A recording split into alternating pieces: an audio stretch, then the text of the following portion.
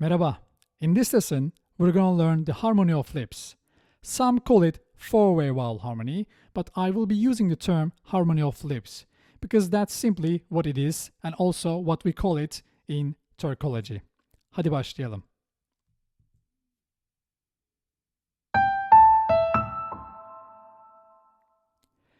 We had learned that vowels are divided into two groups. Kalın ve ince. Now we're going to divide them into two more groups. Düz, straight, yuvarlak, round. Well, what makes us call them straight and round vowels? As the name implies, it's about the shape of our lips when we pronounce these vowels. Let's see in practice now. A, Ü, E, I are straight, whereas O, U, Ö, Ü are round. How does it work? What's the goal? The goal is keeping our mouth straight or round when we add new suffixes. Unlike A and E forms that we have learned in the vowel harmony, these suffixes will have four forms, and this is why some call it four-way vowel harmony. So basically, for A and Ü, there will be an Ü form of the suffix, and for E and I endings, there will be I form. For O and U endings, there will be U form. And as you can guess, for Ö and Ü endings, there will be Ü form. Let's repeat. With harmony of lips, you get four forms of the suffix. Ü form, I form, U form, and Ü form. Let's see some examples. Just like what we did with the vowel harmony, we will check the last vowel of the word, and if it's a straight vowel, we will choose the straight form of the suffix. And if it's a round form, we will choose the round one. Let's start with the suffix l. When used with city or country names, it means from. L, li, lu, lü. Istanbul. The last vowel of Istanbul is U, which is a kalın vowel. So we have two options, L or Lu, right? Remember, first the vowel harmony. But L is straight, whereas Lu is round. So in fact, we have only one option, and that is the round form Lu. İzmir. İzmirli. Ankara. Ankaralı. Edirne. Edirneli. From Edirne. Antalya. Antalyalı. From Antalya. Bolu. Bolulu. From Bolu. Bingöl. Bingöllü. Çorum. Çorumlu. Karabük. Karabüklü. Uşak. Uşaklı. Manisa. Manisalı. Iğdır. Iğdırlı. Ve Mardin. Mardinli.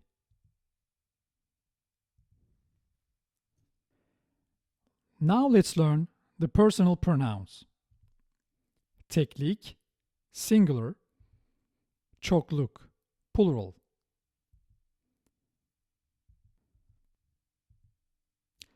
Sorry for being in the center of your life, but I need to make sure that you will remember them. So repeat after me and do the same gestures as I do. Ben, sen, o, ben, sen, o, biz, siz, onlar, biz, siz, onlar. Tamam? Evet, let's see an example. Ben, I, öğretmen, teacher. I am teacher. I teacher. Okay, unless it's an Apple product, something is definitely missing, right? Yes, the verb be. Where is it? Do we not have it? Yes, we have, but not in verb form, but in suffix form. This is why it is called ek fiil in the title. It means suffix verb.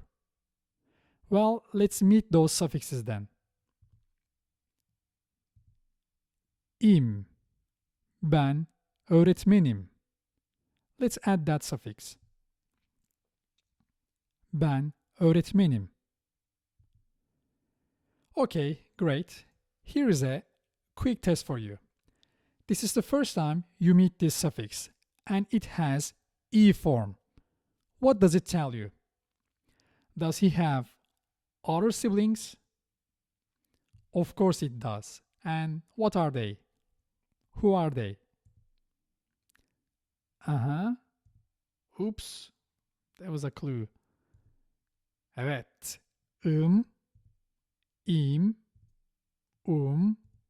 üm. Four forms for the sake of harmony of lips or four-way vowel harmony. Güzel. Let's see some examples. Ben öğretmenim. I am a teacher, but literally I am teacher. Ben avukat, avukatım. Ben doktor, doktorum. Ben Türk, Türk'üm. Evet. Sen öğretmen. You teacher. Where is are?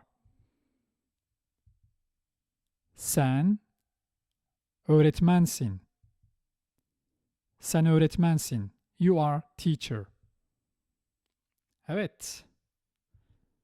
Sın, sin, sun, sün. Again, the same rule, right? For the sake of the harmony of lips. Sen öğretmensin. Sen avukatsın. Sen doktorsun. Sen Türksün. Güzel. Let's continue. Evet. O, he or she. O, öğretmen. Why is there a dot at the end? That's because we don't have any personal suffix for third person. Tamam? O, öğretmen. He, teacher. She, teacher. That's it. Evet. Then, o, öğretmen. O, avukat. O, doktor. O, Türk. Evet, now let's learn how to conjugate we. Biz. Öğretmen. Evet, biz öğretmeniz. Okay, what other forms does it have? Is. Evet, is, uz, üz forms. Always. Biz öğretmeniz. We are teacher. Biz avukatız. Güzel. Biz doktor. Biz doktoruz. Evet. Biz Türk. Biz Türküz. Güzel. I hope you don't hear my loud neighbor, sorry. He's too loud that I confuse my words. Evet, siz öğretmen, siz öğretmensiniz. What other forms does it have? As usual, sınız, siniz, sunuz, sünüz. Güzel. Evet, siz öğretmensiniz. Siz avukatsınız. Siz avukatsınız. Siz doktorsunuz. Evet, siz siz Türksünüz. Güzel. Şimdi, let's learn how to say they. They are. Onlar. Onlar öğretmen. Onlar öğretmenler. Okay now. This has ler form. So, what other forms does it have? Tell me. Lır, lir, lur, lür. No. No. Tamam. Hayır. Hayır. Lar, ler. So this means this one and this very suffix follows the vowel harmony only. He doesn't care about the harmony of lips because it has only a and e forms. Evet. Onlar öğretmenler. Onlar avukatlar. Onlar doktorlar. Onlar doktorlar. They are doctors or they are doctor. Onlar Türk. Onlar Türkler. They are Turkish. They are Turks. Okay, now let's learn a negation in the noun phrase. It is accomplished by this word değil, which means not. Ben öğretmenim. Ben öğretmen değilim. As you can see, we conjugate the word değil, not the word öğretmen anymore. Sen öğretmensin. Sen öğretmen değilsin. O öğretmen. O öğretmen değil. Biz öğretmeniz. Biz öğretmen değiliz. Siz öğretmensiniz. Siz öğretmen değilsiniz. Onlar öğretmenler. Onlar öğretmen değiller. Evet, ipucu ve taktikler. Let's say you just met a suffix and it has ı form. So you will tell yourself, okay, if this suffix has lı form, which is ı form, then there should be li, lu, and lü forms, right? And it's 99% of the time the case. Okay, let's say you just met this suffix lük, and this is your first time. So what will you tell yourself? If it has ü form, then it has u form, and i form, and ı form. Always ı, i, u, ü. Same melody, same story. ı, i, u, ü. Okay, let me give you some more tips about how to remember these personal endings. Ben, im, B is produced with lips, and me at the end of the suffix is also produced with lips. This might help you to remember it. Tamam? Ben, b, im, me. Evet, let's switch to the sen. Sın, sin, sun, sün. S and ne sounds within sen might help you remember sın. In fact, before it became a suffix, we used to use the word sen itself in Old Turkic. So, before it was like sen öğretmensin, let's say the word öğretmen existed back then, the structure was like this: sen öğretmensen. Okay, it became a suffix with time. So the origin of this suffix actually is just the word sen. Okay. The way O looks should remind you this symbol from mathematics. We don't use a personal suffix for third person. Nice. One less suffix to remember. Evet. There is already is within biz, right? So this is should remind you the rest of the crew. Is, uz, üs. Evet, the next one is interesting. Please focus.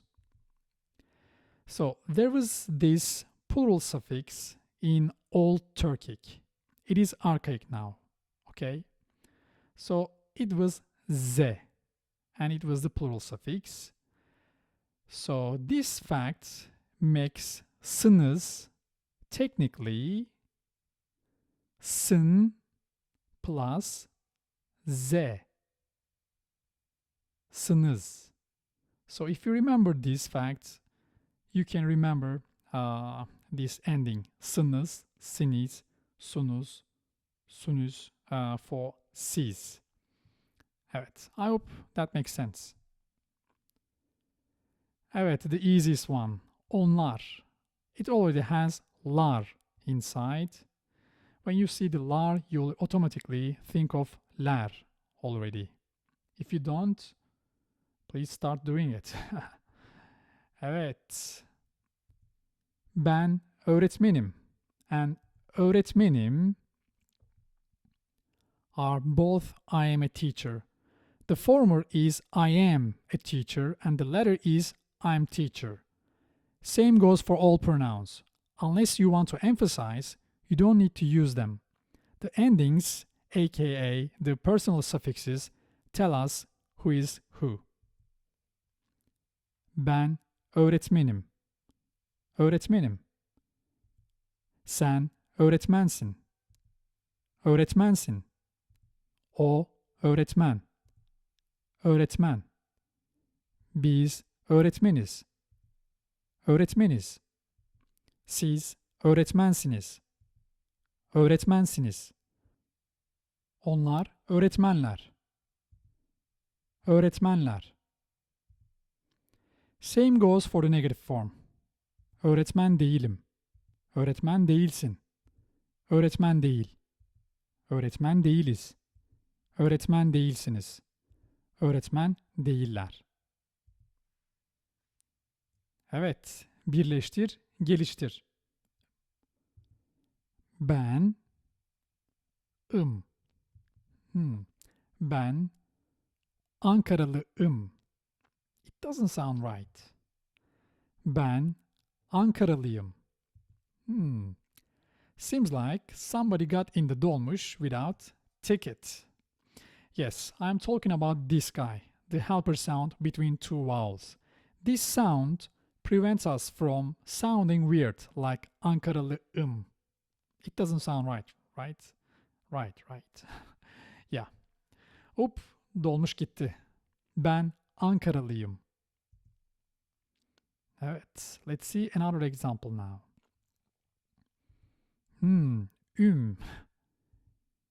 Karabüklü. Karabüklüyüm. Again, the same very helper sound in between, so that you wouldn't pronounce Karabüklüyüm. Karabüklüyüm. Evet. İzmirli. Değil.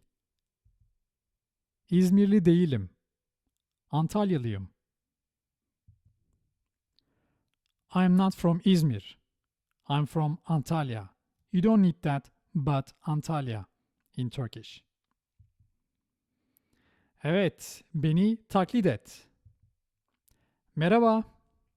Merhaba, not merhaba. You don't need to read that H sound. Merhaba. Merhaba. Günaydın. Günaydın. İyi günler. Or iyi günler.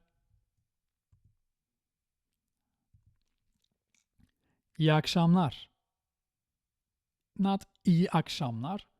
İyi akşamlar. İyi akşamlar. İyi geceler.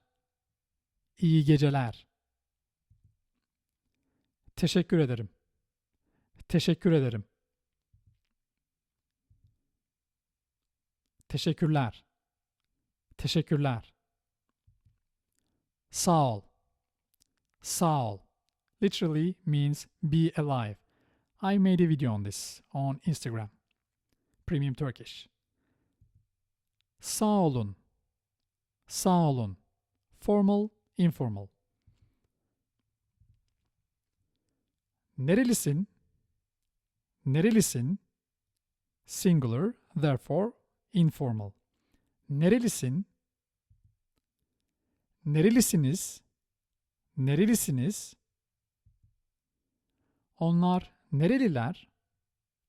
Onlar nereliler? Nasılsın? Nasılsın? Can you guess the formal one? Bravo. Nasılsınız?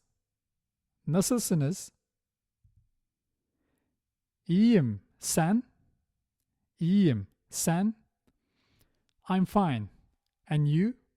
That little comma, aka that space when you speak, is already and you. So if you saw this in some like grammar books like iyiyim ya sen, that doesn't sound natural at all. It's just there to comfort the learners. Like, see, we have an you form. No, we don't. Nobody uses it. İyiyim sen or iyiyim siz. Bir şey değil. Bir şey değil. Önemli değil. Önemli değil. Rica ederim. Rica ederim. Which one hocam? Which one to use? I made a video on them. Find me on Instagram. Premium Turkish. Evet. Ahmet Ankaralı mı? Ahmet Ankaralı mı? Ahmet Ankaralı mı? Hayır, İstanbullu. Neden? Sadece merak ettim. Sadece merak ettim. Evet, hocam, what is my homework? Dersten sonra her şeyi defterinize geçirin. İfadelerle komik ve gerçekçi diyaloglar oluşturun. Diyaloglarınızı Facebook grubumuzda paylaşın. Ve dersten sonraki quizleri mutlaka yapın. Evet, izlediğiniz için çok teşekkür ederim. Gelecek videoda görüşürüz. Kendinize çok iyi bakın.